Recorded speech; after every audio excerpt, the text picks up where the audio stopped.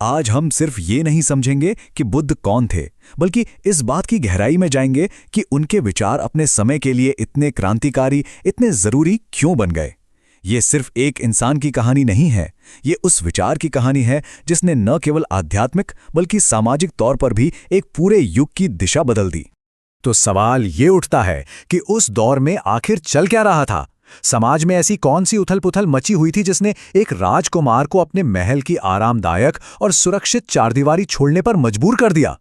चलिए, सबसे पहले उस दौर में चलते हैं और वहां के माहौल को समझने की कोशिश करते हैं। 6वीं शताब्दी ईसा पूर्व का भारत असल में एक बहुत बड़े सामाजिक और धार्मिक मंथन के दौर से गुजर रहा था। जरा उस समाज की कल्पना कीजिए जहां यज्ञ और धार्मिक अनुष्ठान इतने मुश्किल और खर्चीले हो गए थे कि आम आदमी की पहुंच से ही बाहर थे। जहां समाज जन्म के आधार पर वर्ण व्यवस्था की कठोर दीवारों में बटा हुआ था। हर तरफ ब्राह्मण वर्ग का दबदबा था और समाज के एक बहुत बड़े हिस्से को, जैसे महिलाओं और तथाकथित निचली जातियों को, अहम सभाओं से दूर रखा जाता था। ये सिर्फ नियम कानून की बात नहीं थी, बल्कि एक तरह की गहरी आध्यात्मिक घुटन थी, एक बेचैनी थी जो हर तरफ फैली हुई थी। और मजे की बात यह है कि ये सिर्फ भारत में नहीं हो रहा था, ये पूरी दुनिया में एक बौद्धिक जागृति का दौर था। ईरान में ज़रोथस्त्र थे, चीन में कन्फ्यूशियस थे, ग्रीस में सुकरात थे। दुनिया भर में लोग जीवन से जुड़े बड़े सवालों के नए जवाब खोज रहे थे, और भारत इस वैचारिक क्रांति का एक बहुत बड़ा केंद्र था। तो समाज की इस बड़ी तस्वीर से हटकर अब आते हैं उस एक इंसान की कहानी पर जिसे इन सारे सवालों का जवाब मिलना था। सिद्धार्थ गौतम का जन्म एक शाही परिवार में हुआ। वो शाक्य कबीले के मुखिया के बेटे थे, एक राजकुमार। उनकी परवरिश महल की दीवारों के अंदर दुनिया के दुख, दर्द और कठोर सच्चाइयों से कोसों दूर हर तरह के ऐशो आराम में हुई। उनकी शादी यशोधरा से हुई। उनका एक बेटा भी था, राहुल। मतलब बाहर से देखने में सब कुछ एकदम सही था। लेकिन फिर 29 साल की उम्र में 4 दृश्यों ने उनकी पूरी दुनिया ही बदल दी। जब उन्होंने पहली बार एक बूढ़े, एक बीमार, एक मृत व्यक्ति और आखिर में एक शांत तपस्वी को देखा, तो जीवन की हकीकत ने उन्हें अंदर तक झकझोर दिया। उसी पल उन्होंने फैसला किया कि वो दुखों का अंत खोज कर रहेंगे, और इसके लिए उन्होंने अपना राजमहल, अपनी पत्नी और अपने बेटे सबको छोड़ दिया।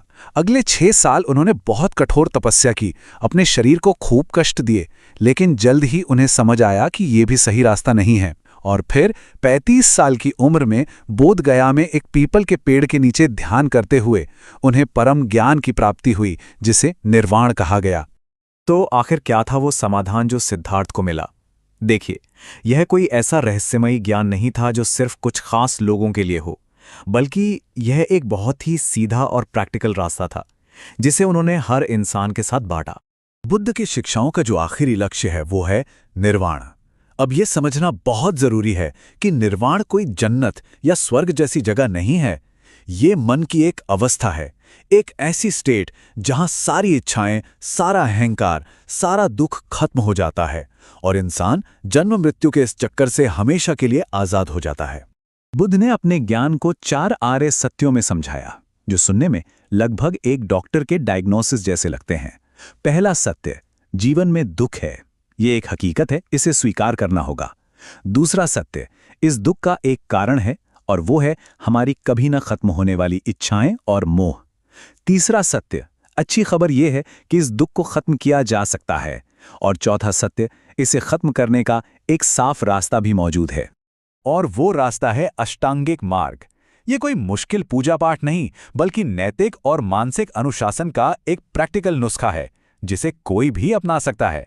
इसमें सही समझ, सही इरादे, सही बोलचाल और सही काम जैसी 8 बातें शामिल हैं। ये हर इंसान के लिए था, चाहे वो किसी भी जाति या वर्ग का हो।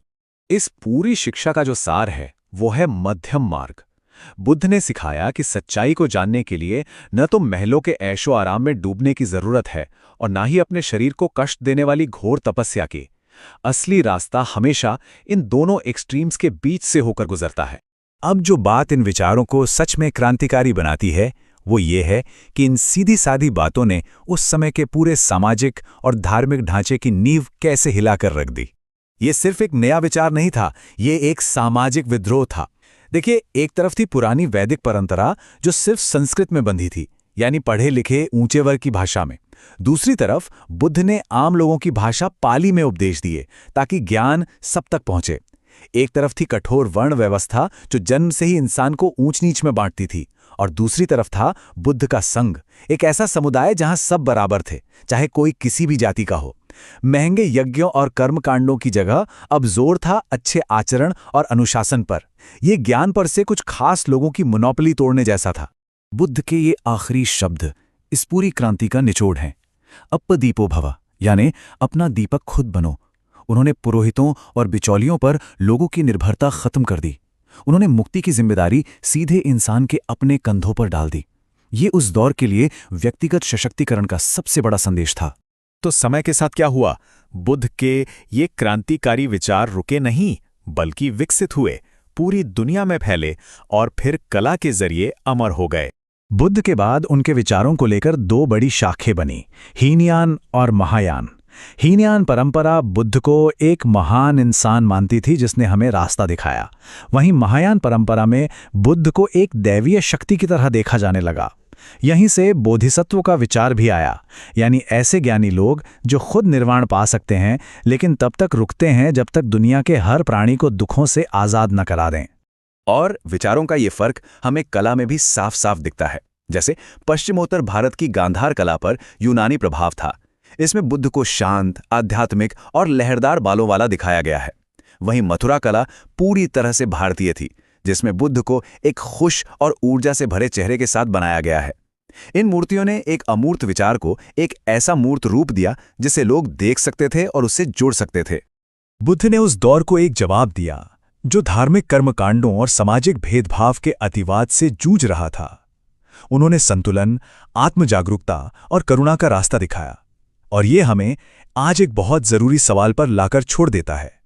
हमारी अपनी दुनिया में, जो अक्सर राजनीतिक, सामाजिक और वैचारिक ध्रुवीकरण में बटी हुई है, क्या बुद्ध का ये मध्यम मार्ग आज भी उतना ही प्रासंगिक है?